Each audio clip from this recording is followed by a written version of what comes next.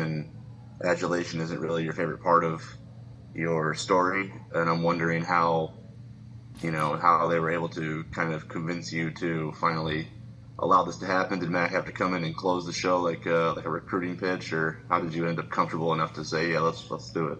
Yeah, I mean, I think it came on the golf course at some point this summer.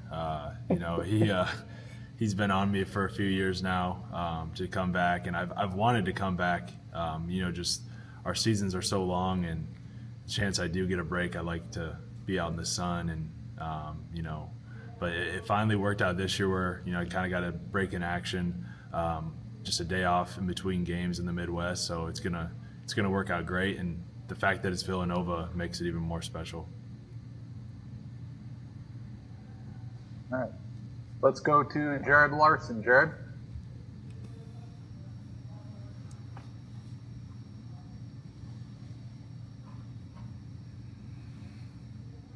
Jared, you there? Sorry. Oh, you're good. I didn't realize my mute was on. Some food was being brought in. First time using Zoom in a minute. Super embarrassing. My bad. You're good. Doug, from one Ames High alum to another, congrats on getting your number retired. Thank you. Could you tell me about your experiences at Ames High and how that shaped your future post-Ames High, and what both sophomore coach Rob Kane and varsity coach Vance Downs meant to you? Yeah, well, I know my jersey probably won't get retired at Ames High because I probably had a better career in college. But those guys, they groomed me into who I am today. I learned so many life lessons from Coach Downs. Not being on varsity till my junior year, I feel like it put a fuel to the fire in my head that I really wanted to continue to work and become great. And Coach Kane, my sophomore year, is kind of when I really started to develop. I kind of grew into my body a little bit and kind of was more of a guard, and then transitioned into a big guy when I was like 6'6", and so many good memories from Ames. Winning two state titles with HB. Just so grateful for the time in Ames. Thank you. Let's go to Stasher to stay. I honestly, Chris kind of inspired me. I don't know if you saw his stash, but it's just one of those deals where I was getting a hard time the whole month of November for not having one. So I just decided maybe just for a day here in December. But I'll be looking a lot different in Omaha, I'll tell you that much. Sounds good. Doug, when you first put on that Blue Jay uniform, did you ever think that jersey would someday hang in the rafters of the CHI Health Center? No, I really didn't. That wasn't ever a goal of mine. When I stepped foot on campus, I just wanted to leave the place different than what it was when I got there. That definitely, all those long nights in the old gym, back when we didn't have a practice facility really, just grinding, trying to make it a better program and trying to achieve my, make it to where I am today. Those were my goals, and anything else would come with that. And this is just a huge honor. I think it's more of a reflection to the guys that I was with. I hope it's a celebration of those groups and not just a single number in my jersey, because I wouldn't have had the career I had without those guys and those coaches. All right, let's go to Clayton Collier. Clayton. Hi, Doug. Congratulations. Just wanted to ask you, going back to your biggest change during your college career, was joining the Big East. I mean, as the furthest west team, I'm sure, going in, there were a lot of people with question marks about, why Creighton was joining this conference. Have you had a chance to look back on what you and your team had done to really show why the Blue Jays belong in a power conference like this? Yeah, I mean, it just feels like so long ago. It's been 10 years now. When I decided to come back for that final year, it was kind of a lot of uncertainty on how it was going to go, and we felt like we had the right group to transition us into that stage, and we definitely had a great year and showed that we belonged on that stage. And you got to give credit to my dad and those coaches and all the recruits they brought in and all the guys that have suited up since then, because they've elevated it to a level that we never could get it to. So it's really amazing to see what they've accomplished, and it's just nice to know that we laid some of the groundwork to get the program to where it is today.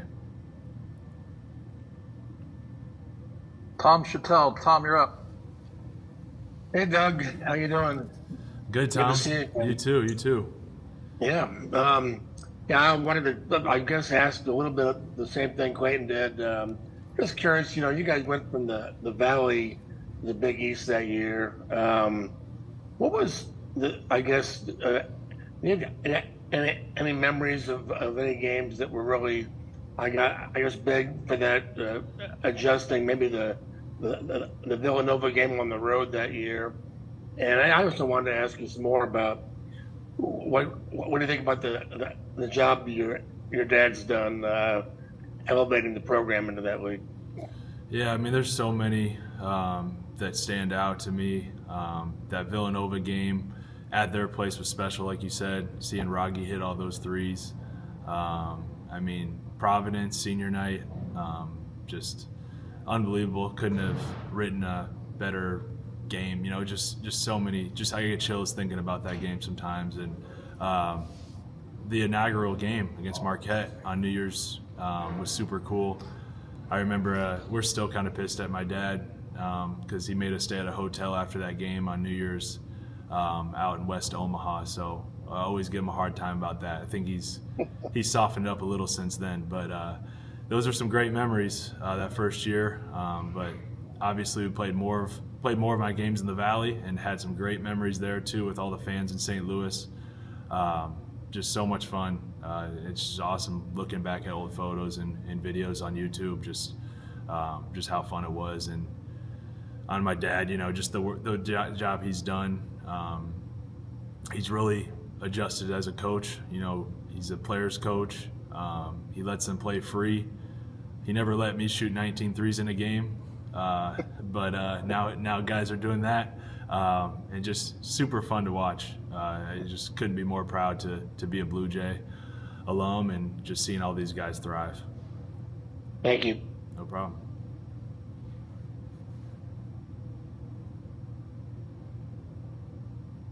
All right, let's go to Jeff Garcia. Hey, Doug, congratulations. Thank you. Can you talk about sharing this moment with your father, knowing that he'll be next to you and as your jersey goes up in the rafters? Yeah, it's going to be emotional for sure for me. Obviously I have my parents out there with me, and, I think I'm trying to avoid it being a award or just a night for me, because it really is about them. It's about everyone in that building, really, that's made it all possible. So it's going to be awesome just to be able to stand there next to him, knowing what he's accomplished, and I think his name should be up there in the rafters at some point down the road for what he's done for the program. Got a few more. Let's go to John Walker. John. Hey, Doug, congrats, man.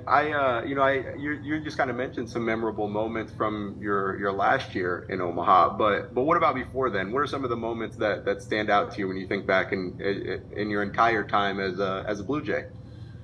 Yeah, I mean, just the community of Omaha. Obviously, Creighton's a very special place.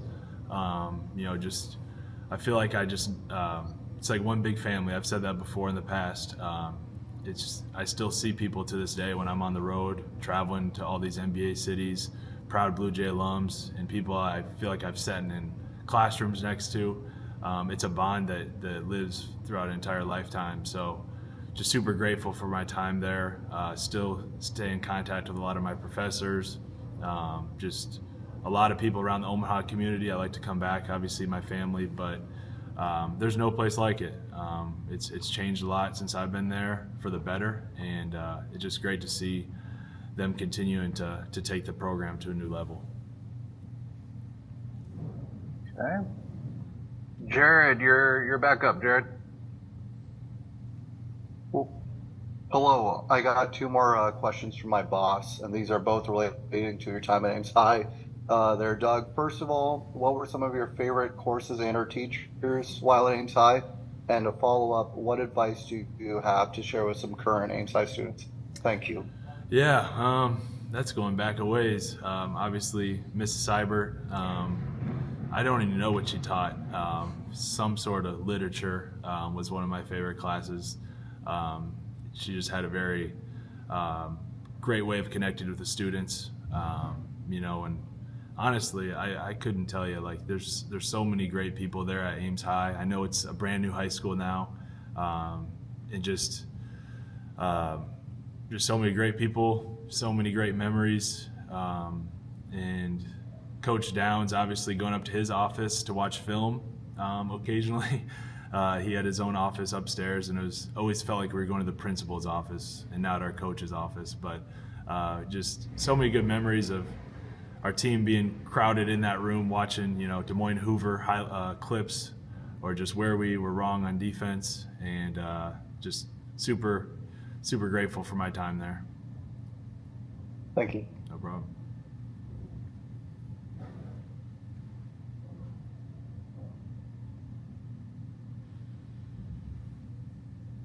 All right, let's go to Matt.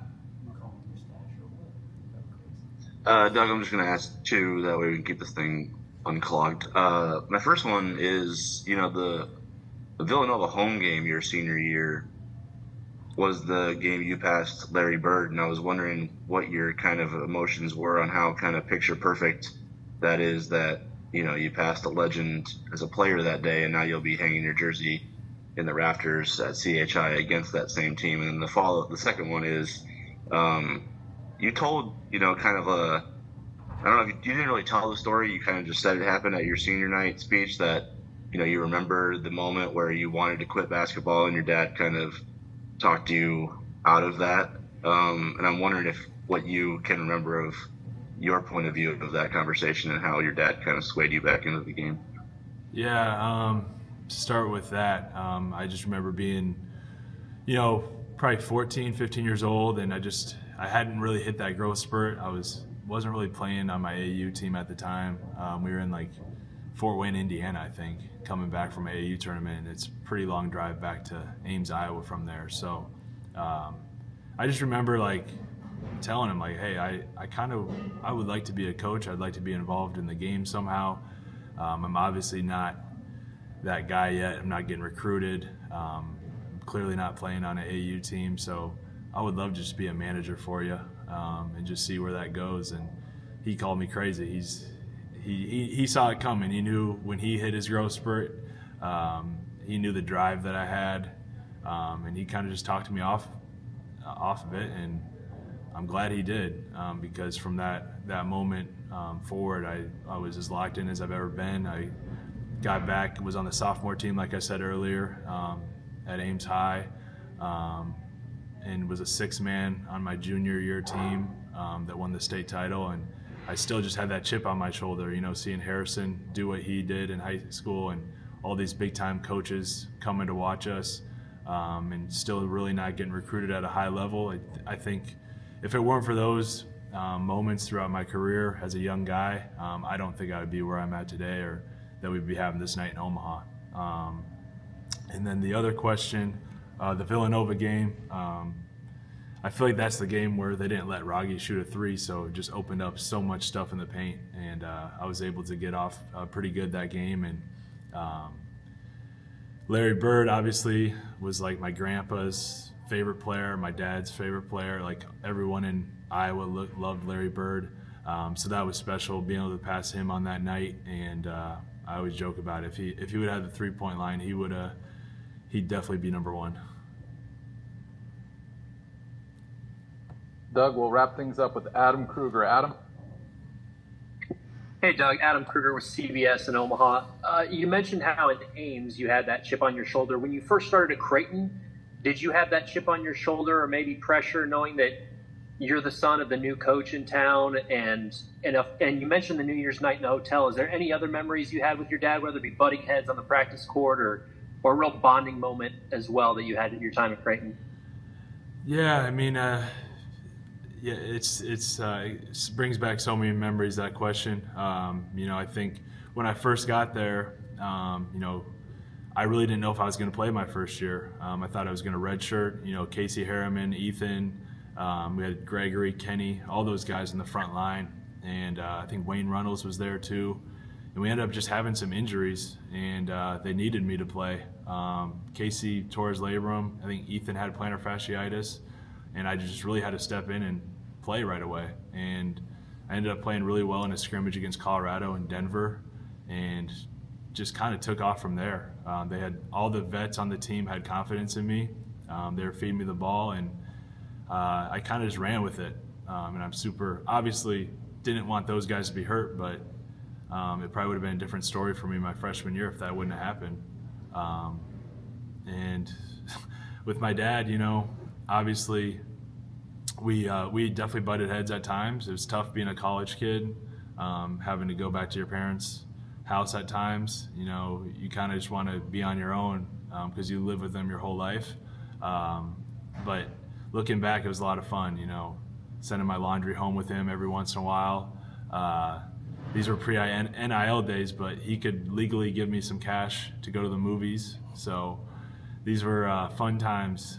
He called me some things in practice, and he made me swear that I can't tell my mom any of those things. And it was a great time. I credit Jack Stark a lot, who I'm sure a lot of you guys know about. He helped me a ton on the mental side of the game during my college experience, and he did a great job of kind of being the bridge between me and my dad and helping me, kind of get through that stuff. Doug, we got one more from Clayton Collier. Clayton. Doug, I just wanted to ask you, because I know you alluded to it earlier, that you hope that everybody celebrated, not just yourself. Is it uncomfortable for you to get recognized individually in such a way and, in such a high honor?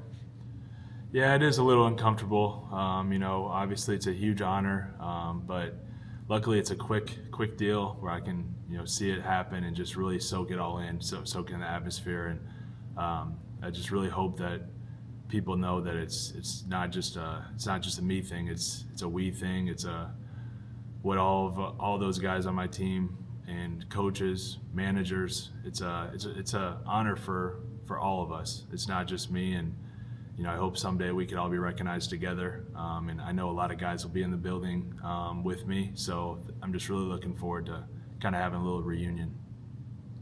Thank you. No problem. Doug, I think that does it for us. Thanks again for your time, and good luck tomorrow night in Minnesota. Thank you. See you guys. Appreciate you. Thanks, Doug. Thanks, everybody. Thanks, Doug.